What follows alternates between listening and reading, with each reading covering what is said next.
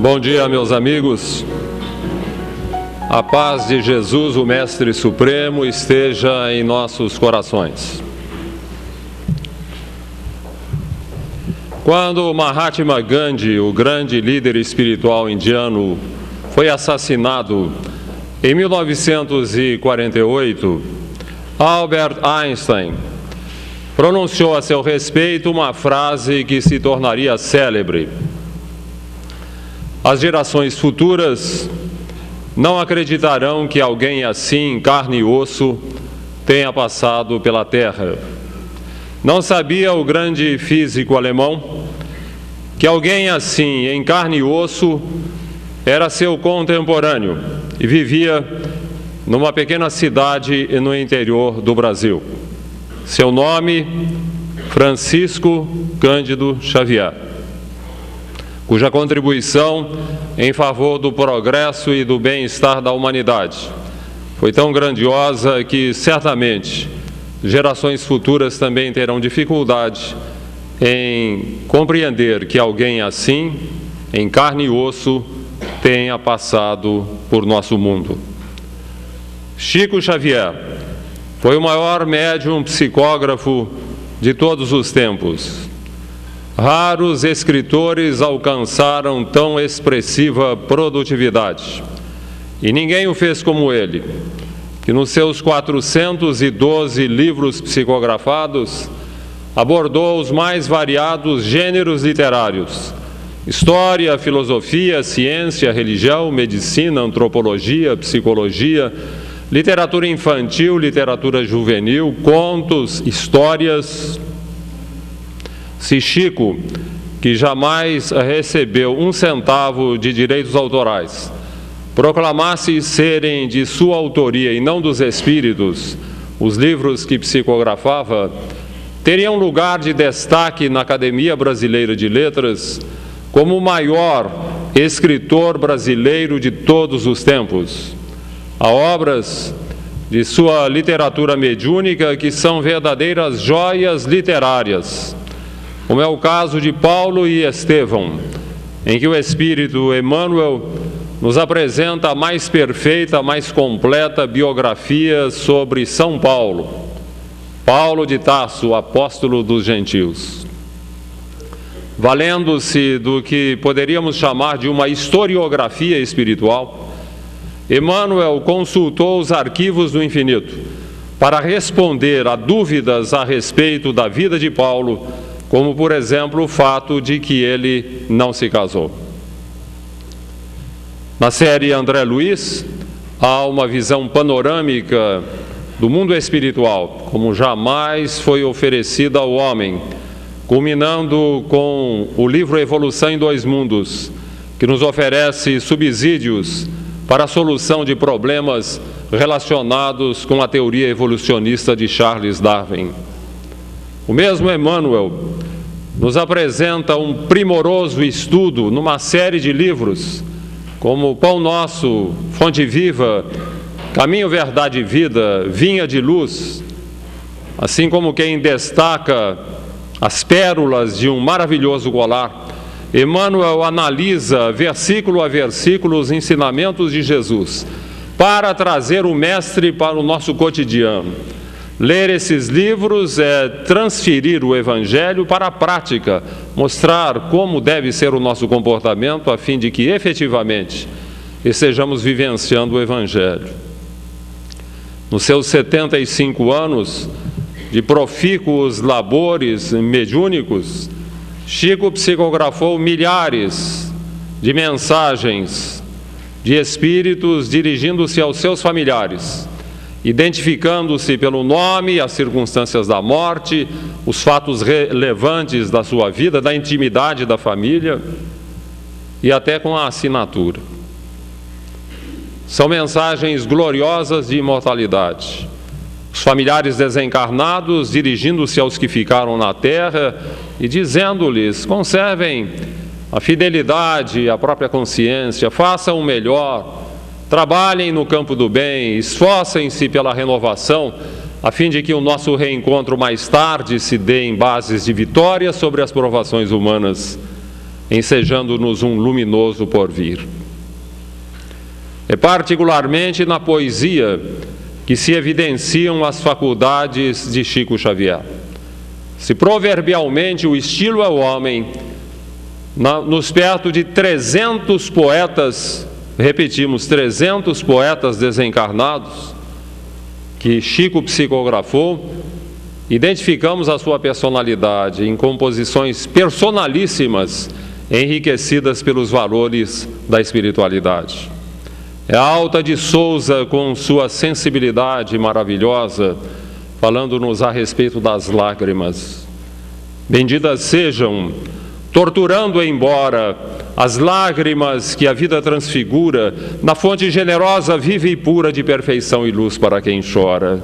Lírios e estrelas de celeste alvura, entre as sombras da mágoa que aprimora, rolam do coração, lembrando a aurora, no imenso caos da imensa noite escura. Benditas sejam lágrimas divinas, como flores brilhando sobre as ruínas que a provação estende áspera e franca. Mas acima da bênção que as alveja, ante a glória do amor, bendita seja a mão da caridade que as estanca. É Augusto dos Anjos, com seu estilo escatológico, mórbido, profundo, reportando-se à morte. Ei-lo, o doente que se desengana. A úlcera enorme baba a gosma escura, é o esqueleto que se descostura ao bote da gangrena soberana. Linfa, sangue, suor em papa insana, na fusão miasmática sem cura, por sane e fel no ventre da amargura cospem a podridão da casca humana. Última convulsão que desgoverna, a morte chega horrenda, brusca, eterna. Corre na gola hirta, fino gume. A alma ditosa nasce noutro nível, é o parto novo, e a vida imperecível desabrocha qual lírio sobre o estrume. É Olavo Bilac, o príncipe dos poetas brasileiros, com seu estilo filosófico, reportando-se ao julgamento de Jesus. Sobre a fronte da turba um sussurro abafado. A multidão inteira, ansiosa, se congrega, surda a lição do amor, implacável e cega para a consumação dos festins do pecado. Crucificai-o, exclama. Um lamento lhe chega da terra que soluça e do céu desprezado. Jesus ou Barrabás? Pergunta, inquire o brado da justiça sem Deus que trêmula se entrega. Jesus, Jesus, Jesus!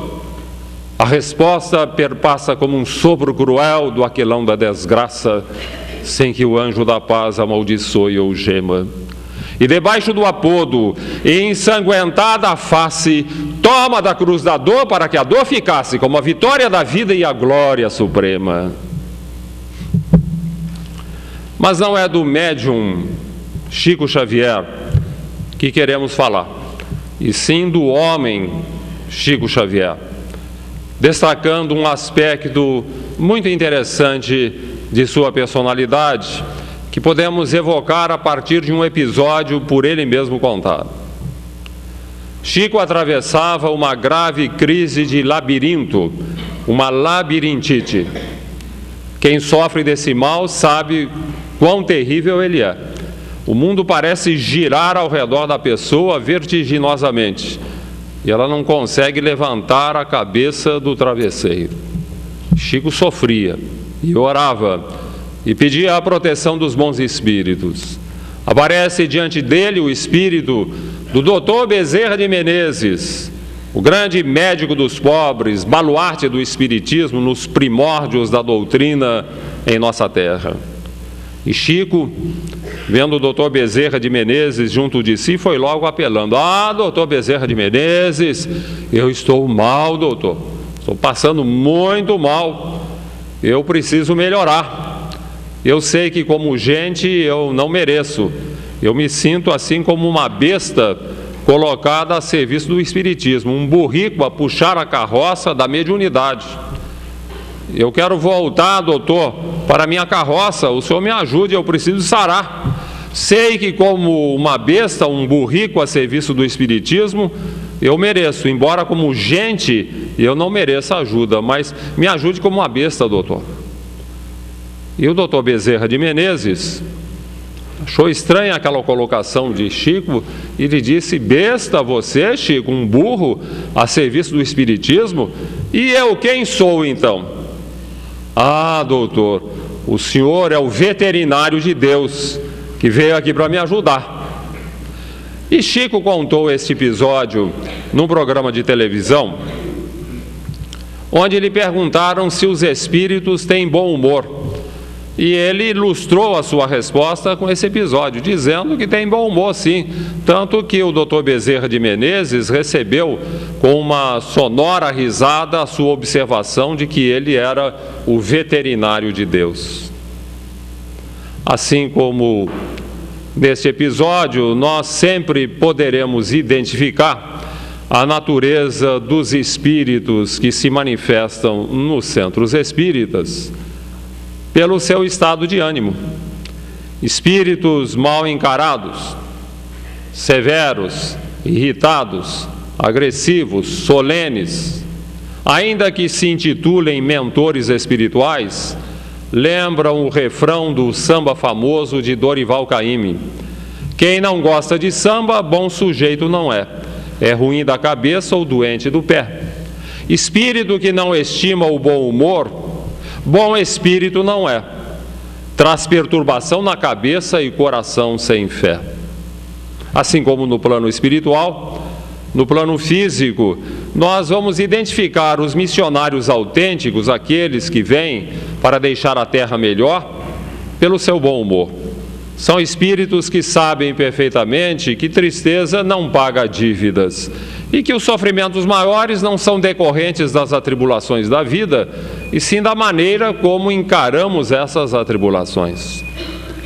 Chico gostava de lembrar sobre a personalidade marcante de Teresa d'Ávila, grande discípula do Cristo, que realizou um notável trabalho no século XVI, na Espanha, de reorganização da ordem carmelita. Teresa d'Ávila, inclusive, foi uma médium extraordinária, que enfrentou muitas atribulações, dores, doenças, problemas variados. Isso está na sua biografia. Mas como todos os missionários do Cristo, ela foi sempre uma pessoa bem-humorada, alegre, não tinha tempo ruim com ela. Em todas as circunstâncias, vendo sempre o aspecto melhor das coisas, sempre com tiradas bem-humoradas. Chico gostava de contar um episódio ocorrido com Teresa, em que ela, para atender uma família necessitada, estava vadiando um rio, quando caiu um violento temporal. As águas do rio logo engrossaram e Teresa quase morreu afogada. Foi salva por Jesus, que veio pessoalmente socorrê-la e a colocou a salvo na margem oposta do rio. E depois o mestre comentou com Teresa: vês, Teresa, é assim que testo a fidelidade dos meus amigos, submetendo-os a dificuldades, problemas, perigos, enfermidades, dissabores. E Teresa d'Ávila, bem-humorada, sem perder a oportunidade de fazer humor: ah, Senhor, respondeu ela, talvez seja por isso que tenhas tão poucos amigos na terra. O próprio Allan Kardec, quem diria? Que muitos imaginam assim, sisudo, fechado, frio. Não era nada disso. A imagem que nós temos de Kardec, que passa essa ideia de um homem sisudo, vem das suas fotografias.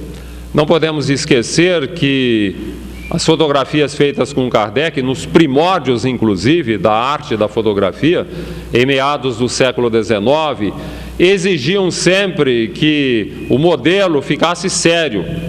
Não podia se sorrir em fotografias, era de mau gosto. Então nós podemos notar que fotografias antigas do século XIX, início do século XX, apresentam sempre o retratado muito sério, muito sisudo. É bom lembrar também que na época de Kardec nós estávamos ainda nos primórdios dos flashes. Começava-se a usar o flash para clarear o ambiente e facilitar a fotografia, eram flashes de magnésio. Colocava-se magnésio numa bandeja que era elevada, ficava no alto, e depois botava-se fogo no magnésio. Aquilo dava um clarão que permitia uma fotografia melhor. Mas dava, paralelamente, acompanhando o clarão, uma explosão. Então nós podemos imaginar a situação do fotografado. Era sempre de temor, vai explodir essa jossa aí. Então era sempre assim uma coisa meio séria, de temor. E às vezes o cidadão aparece assustado na fotografia, mais do que sério. Henri Saucet, que foi biógrafo de Kardec, nos fala a respeito dele. Erraria, diz Saucet, quem imaginasse que Allan Kardec, em virtude de seu trabalho, de suas responsabilidades, fosse um homem sisudo, sério e frio. Não era nada disso. Ele tinha uma personalidade expansiva, alegre, bem-humorada, gostava de contar anedotas, fazia o possível por distrair e alegrar os convidados que frequentemente recebia em sua casa para refeições aos finais de semana. Ele era um homem muito social.